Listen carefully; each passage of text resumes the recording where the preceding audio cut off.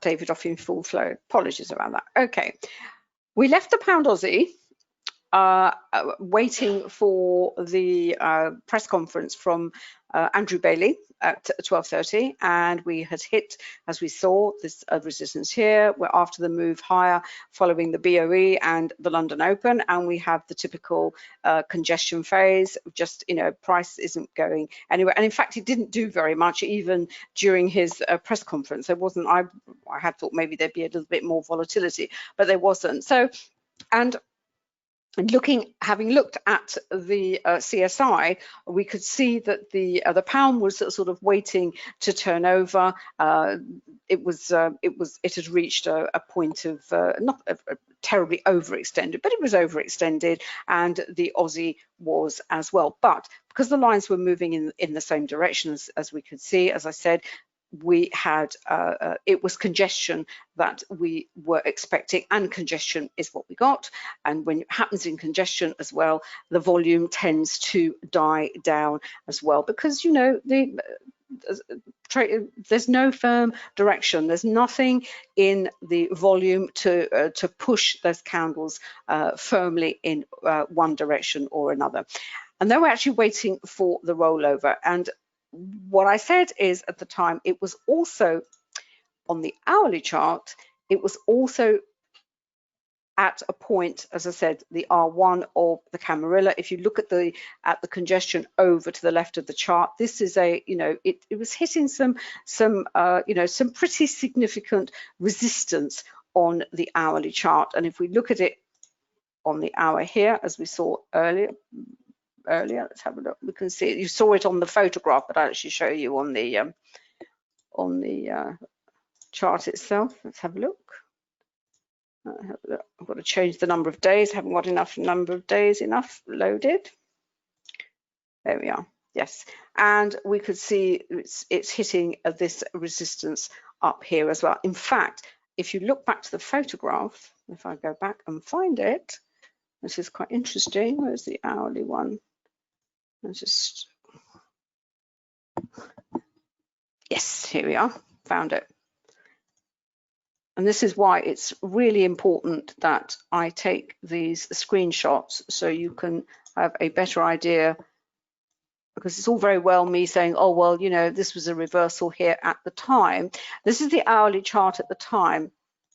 And if you notice, the volume point of control was also there. This was this morning at you know, just coming up to 12 o'clock. Now, the volume point of control is an indicator that is also dynamic, and that has moved lower.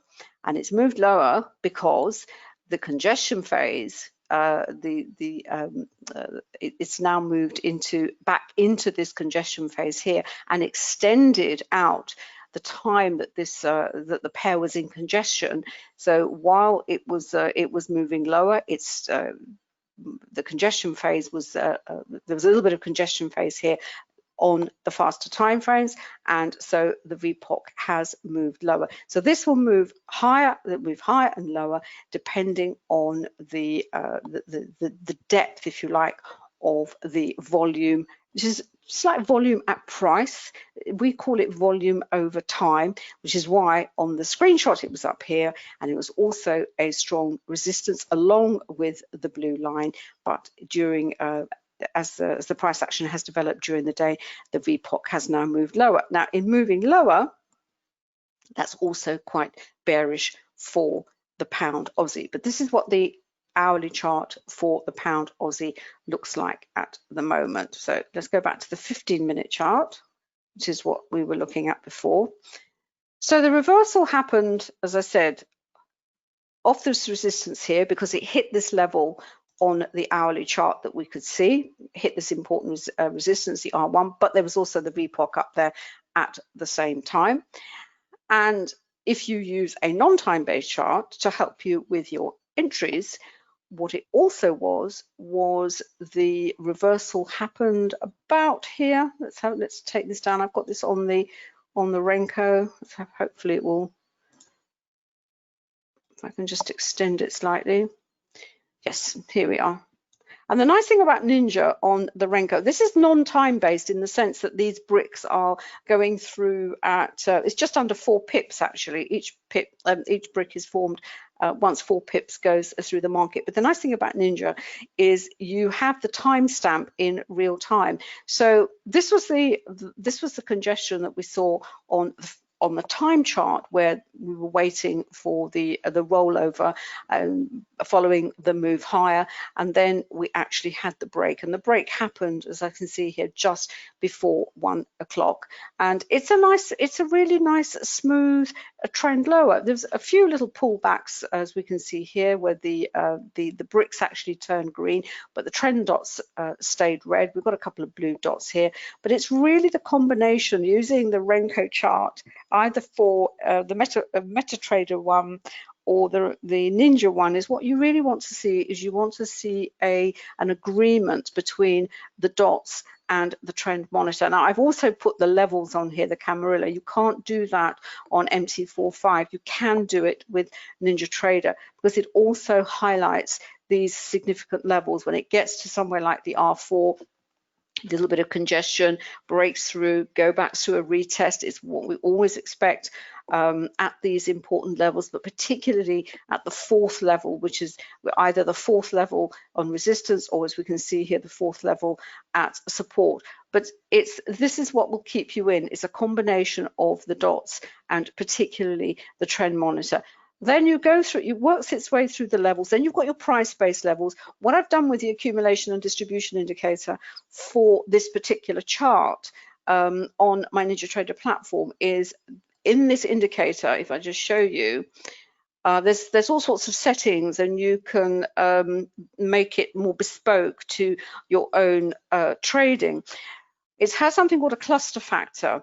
This is defaulted to 0, and that means it will tend to pick up all the kind of minor levels of support and resistance, which is great for the time charts. But I find on the Renko chart it's a little bit noisy. There's a lot of lines, because Renko, because you've got such small numbers of pips going through all the time, it's just very, very messy. So if you set the cluster factor, I've set it to 80, it takes off all those little fine lines, if you like, and it just leaves you with the more significant ones, the ones that have been tested on, well, this has been tested 5 times, this has been tested 5 times, and this is a very strong level that we have here. And as I said, it just gives the chart some structure in the sense of it tells you where the important levels are, where the price is likely to maybe reverse again, or at least come to a pause point. But what it also helps you to understand, and this is something we cover in detail in the forex program, there's not so much of it in the books, and that is, you really have to understand Wyckoff's 3 laws, and and also what we mean by a primary trend and a secondary trend, because what we're actually doing all the time is, what we are trying to do as traders, we are trying to get onto jump onto a primary trend, which is a nice move lower. This you would call a primary trend, but a trend doesn't go from here to here in a straight line. It has these little pullbacks, it has consolidation phases, then it looks like it's going to go higher. And in fact, in this one, you will probably have certainly have closed out, because that went blue and that went blue, but it didn't go very far, because it hit this resistance level, and also you've got the R2 here, and then the primary trend was resumed. By understanding how to distinguish whether a primary trend is simply a pullback or a correction, or whether it is a full-blown reversal, it has all sorts of implications, not only for exiting and potential re-entries, but also for putting on more contracts, perhaps taking off contracts, and it's really helps you with the management of the money that you have in the market. When you start, you'll start with 1 contract, maybe 2 contracts, but gradually, you're going to want to put more and more money on the table, so you have a bigger reward. And to get back to the chart that we saw this morning, of the 15-minute chart, let's have a look. Where is it? That chart of cable where you are trying to take trades in this kind of, this is, what is, would you say that was consolidation, David, with a bias slightly to the upside, but a very, very volatile one and very lots of whipsaws? You think, well, okay, maybe I'm on the seconds chart and I'm still going to, you know, take a trading opportunity. Well, if you know that that is the type of condition, trading condition that you're facing, you will want to reduce your position size. Well, I hope you do, because the state of the market when it's moving this way in this what we call C state, as opposed to the pound Aussie that we saw, yes, there was volatility, but it was much more measured. It allows you to take, not to take greater risk, but to put more money on the table. So we've had a continuation lower of the trend lower for pound Aussie. Really, the reversal going back to the start of the US session. It's had a pause, because why? Well, we know it's paused because it stopped at this support level here, try to move higher. We've also got the S4 here, the fourth level of Cameron. Well, we know what happens at the S4, tests it, bounces off, but it's kind of now stuck between these two significant levels here. So it's really important that you have on your chart some means of identifying these key areas of support and resistance. We use our own quantum indicators. We think they're fabulous. We know our users think they're fabulous. We've also added, as I said, the Camarilla. The Camarilla adds hierarchy. And by hierarchy, I mean you could use Fibonacci. It's entirely up to you what you want to do. But unless you can give that chart some structure in terms of trend, primary, secondary trends, you know, you're going to be lost. You really are going to be lost. But once you understand it, and once you apply looking at what the volume is telling you as well, then, you know, your trading will really become not just profitable, but it really becomes very enjoyable, because you can anticipate what is likely to happen next. And just my final thoughts on these charts, one of the questions we were asked by one of our students was, well, how do I set up my charts? Because obviously if you've got the quantum tools, you have a lot of indicators, and the temptation is to load everything onto one chart. And it is a bit of trial and error, and it's really how much information you feel comfortable with, you can deal with on a particular chart. But one of the ways you can do it is as I've done here. So I have a Renko chart, and I just don't have the Renko. I have put on the levels because I want to see the levels, and I have the trend dots, the pivots, and the trend monitor. But that's, you know, that's what I have because it helps me with my support and resistance. I also have a version here of just the Camarilla. That's all I have here, and I have the volume underneath it, and I have a higher time frame. I also have the volatility indicator, because the volatility indicator fires in real time, and it's really important because that will tell you what is likely to happen next with this price action. The thing with volatility is it's when you get a fast move in the market, you get momentum, and this is where a lot of traders are trapped, because they've been waiting patiently and thinking, is it going to go up? Is it going to go down? And then suddenly the price starts moving fast and they jump in. The volatility is triggered, and bang, it retraces to within the spread of the candle, and that's when they get closed out, because it's the fear of missing out. You know, when you see something that's fast moving, you don't want to miss it, you know, that opportunity. But if the volatility is triggered, you pretty much know what to expect next. Sometimes you can use the volatility to actually exit. So if you're in that in a trade and it moves very fast and it's going in your direction, the volatility is triggered. Do you know what? Just close out, because if it doesn't reverse and it doesn't go into consolidation, you can always go in again if the price action and volume merit it, as it were. Now, what I've also done is on the fastest charts, which I've got here, which is the 2-minute and the 5-minute here. What I've also added at the bottom is this is only available on Ninja, and it will be available on TradeStation as well. This is what we call our tick speed indicator.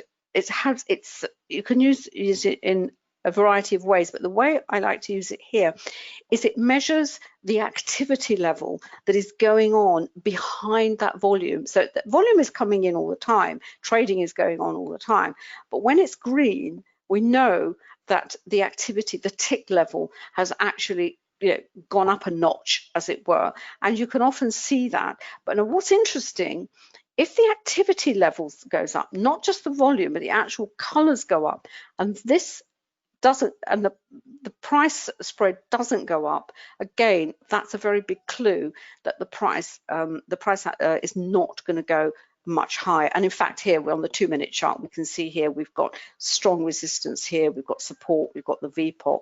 It's basically going sideways at the moment.